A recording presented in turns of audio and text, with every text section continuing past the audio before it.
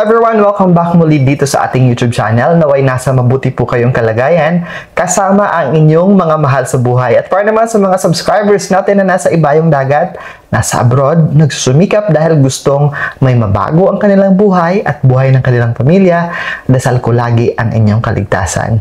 Welcome muli! Sa mga bago pa lang, huwag kalimutan mag-subscribe, okay?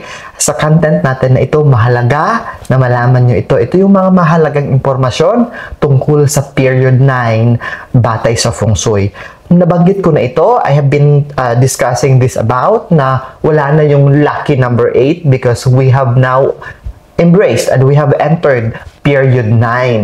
Tama po ang narinig ninyo, nasa period 9 na po tayo. Make sure you finish this vlog para buo nyong makuha ang kaalaman.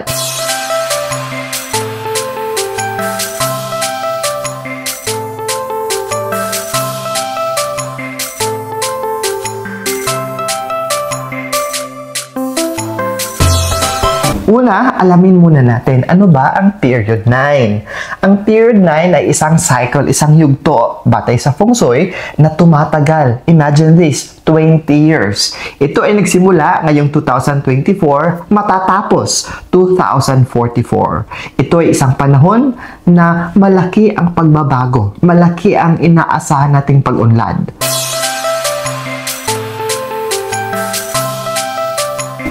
Ano ang mga characteristics ng period 9? Isa sa nakikita natin ay ang pag-unlad ng teknolohiya or the advancement of technology. Inaasahan ang malaking pag-unlad sa teknolohiya at sa komunikasyon.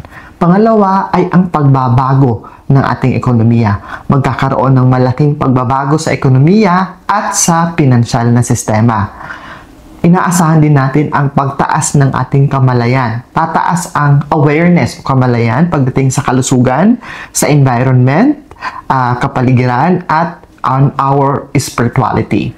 Pagbabago sa politika. Magkakaroon ng malaking pagbabago sa politika at pamamahala ng bawat bansa sa buong daigdig.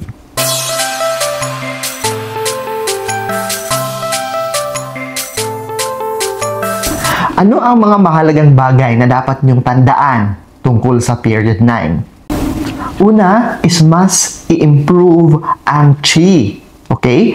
Although mayroon tayong live tungkol sa chi, ang chi ay magiging mas mahalaga sa period 9. Kaya't mahalaga na mas i-enhance natin ang chi energy. Iwasan ang negatibong enerhiya. Dapat iwasan ang mga negatibong enerhiya tulad ng galit, inggit, at pagkabalisa. Pagbibigay halaga sa mga bagay na magdudulot ng enerhiya. Mahalaga na mag-focus o ituon ang ating atensyon sa mga bagay na magdudulot ng positibong enerhiya. Sunod na dapat nyong tandaan ay ang pag-i-enhance ng mga sektor o direksyon na mahalaga sa period 9. Dapat i-enhance natin, mas pagbutihan ang mga sektor o mga lugar na ito sa trabaho man o sa tahanan. So magkakaroon tayo ng live kung ano yung mga sektor na iyon sa period 9. Pero ibibigay ko na ngayon ang hint or idea ng mga sektor na ito.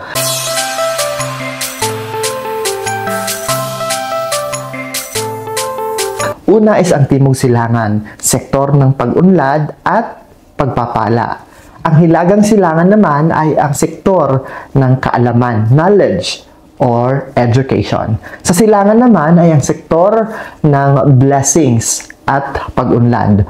Ang center naman ay sektor ng harmony at blessings.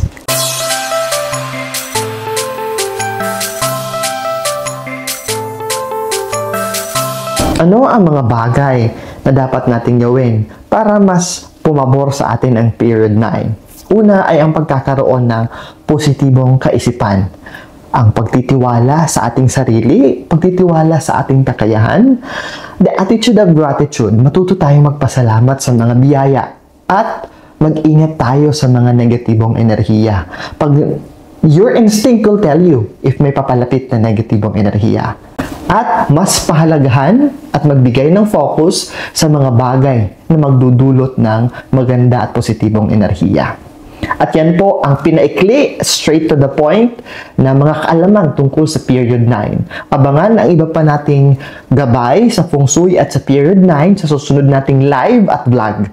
Paalala lamang na ang lahat ng mga nabanggit dito ay mga gabay po. Wala namang mawawala kung magsisilbi silang karagdagang kaalaman at karagdagang proteksyon. Basta't samahan natin ng dasal, positibong gawa at sariling sikap. Mas lalo tayong uulanin ng hindi lamang swerte, kundi ng overflowing blessings. Higit sa lahat, para maging matiwasay, ligtas at punong-puno ng grasya ang buhay, importante ang pagkakaroon ng positibong isipan, positibong pananaw, at positibong disposisyon sa buhay.